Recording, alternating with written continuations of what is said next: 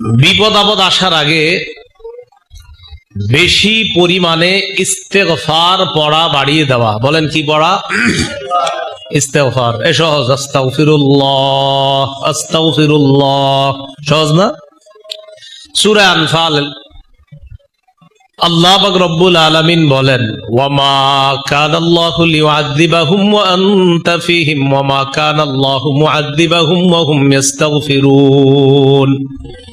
নবী, আপনি যতক্ষণ তাদের মাঝে আছেন ততক্ষণ আল্লাহ তাদেরকে শাস্তি দিবেন না, আর যতক্ষণ তারা আস্তাগফিরুল্লাহ পড়বে, ইস্তেগফার পাঠ করবে, ততক্ষণ আল্লাহ তাদেরকে শাস্তি দিবেন না। তো আল্লাহ কি বললেন দেখেন, এক, আপনি যতক্ষণ আছেন তাদের মাঝে আল্লাহ তাদেরকে আযাব দিবে না, আর একটা বললেন যতক্ষণ তারা ইস্তেগফার পড়বে, এই ইস্তেগফার পাঠকারী জাতিকে আল্লাহ পাক রব্বুল আলামিন গজব দিবেন না। ক্বালা রাসূলুল্লাহ সাল্লাল্লাহু আলাইহি ওয়াসাল্লাম, মান লাযিমাল ইস্তিগফার জাআলাল্লাহু মিন কুল্লি দীকিন মাখরাজা। রাসূলুল্লাহ সাল্লাল্লাহু আলাইহি সাল্লাম বলেন, কেউ যদি তার জীবনে ইস্তেগফার আবশ্যক করে নেয়, কথার কথা, আপনি হাঁটতেছেন ইস্তেগফার পড়েন, আপনি বাসে বসা ইস্তেগফার পড়েন, আপনি রাস্তা দিয়ে মসজিদে যাচ্ছেন তো ইস্তেগফার পড়েন, আপনি দোকানে বসা ইস্তেগফার পড়েন, আপনি সদাই কিনতেছেন, আপনার জবানে ইস্তেগফার জারি আছে। মানে নবী বলেন, কেউ যদি তার জীবনে ইস্তেগফার পড়া আবশ্যক করে নেয়,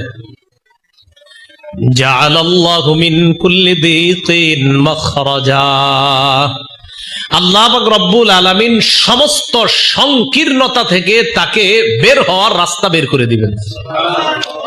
সমস্ত সংকীর্ণতা থেকে উদ্ধারের রাস্তা আল্লাহ তাকে দেখায় দিবেন। ওয়া মিন কুল্লি হাম্মিন ফারাজা। শুধু তাই না, আপনি গত 5 বছর যাবত খুব পেরেশানিতে আছেন, আজকে থেকে শুরু করেন, যারা পেরেশানিতে আছেন আজকে থেকে ইস্তেগফারের আমল শুরু করেন, এই নিয়তে যেন আল্লাহ আপনাকে পেরেশানি থেকে হেফাজত করে। রাসূলুল্লাহ সাল্লাল্লাহু আলাইহি সাল্লাম বলেন, ইস্তেগফার যে ব্যক্তি পড়বে, ওয়া মিন কুল্লি হাম্মিন ফারাজা, আল্লাহ পাক রব্বুল আলামিন তাকে সমস্ত পেরেশানি থেকে মুক্তির ব্যবস্থা করে দিবেন। দেখেন, নবীজির এই কথাটা শুধু সুবহানাল্লাহ বলে সীমাবদ্ধ রাখবেন না, এটা বিশ্বাস করবেন যে আমার নবী বলছেন আস্তাগফিরুল্লাহ পড়লে পেরেশানি দূর হয়। আপনি হঠাৎ ঋণ হয়ে গিয়েছেন 20,000 50,000 টাকা, এটা একটা পেরেশানির বিষয়, ঋণ থাকাটা। আপনি ইস্তেগফার পড়া শুরু করেন, রাসূল বলছে অবশ্যই আল্লাহ আপনাকে এখান থেকে উত্তরণের রাস্তা ব্যবস্থা আল্লাহ করে দিবেন আপনার।